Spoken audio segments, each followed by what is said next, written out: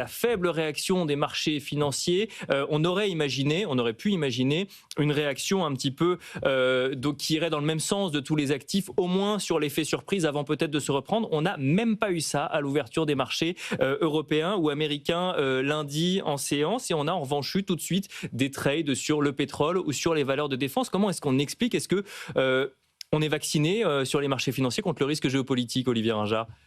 Je ne sais pas si on est vacciné, mais on a tiré les enseignements de l'histoire. Si vous regardez depuis la Seconde Guerre mondiale une vingtaine d'événements géopolitiques, vous constatez trois choses. D'abord, avant l'événement géopolitique, les marchés ne réagissent pas. Ensuite, au moment de l'événement géopolitique, vous avez deux types de réactions.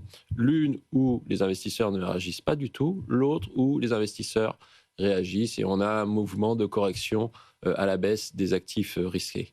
Qu'est-ce qui distingue ces deux types de mouvements? En fait, c'est l'évolution des prix des matières premières. Si les investisseurs considèrent qu'il y a un risque très important sur l'approvisionnement de l'économie mondiale en matières premières et en particulier en pétrole, alors vous avez des questionnements sur les perspectives de croissance de l'économie mondiale et vous avez dans ce cas-là une correction des marchés. Ensuite, vous avez un troisième temps qui est le temps où les marchés absorbent ce choc et ce risque et ensuite les marchés effacent généralement au bout de 3 mois la baisse qui a été constatée au moment de la réalisation de cet événement géopolitique.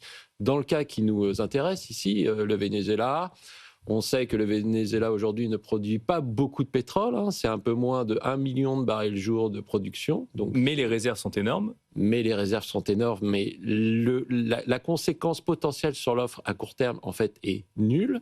Et la conséquence potentielle à moyen terme sur l'offre est en fait positive, puisque les investisseurs se projettent dans l'idée que le Venezuela pourrait retrouver à moyen terme son niveau de production qu'il avait il y a de ça une quinzaine d'années, à savoir un peu plus de 3 millions de barils jour de production pétrolière. Donc c'est la raison pour laquelle les marchés ont, en première lecture, très peu réagi en fait à cet événement géopolitique. Ensuite, à l'intérieur des marchés, comme vous le disiez, ça a quand même bougé quelque peu.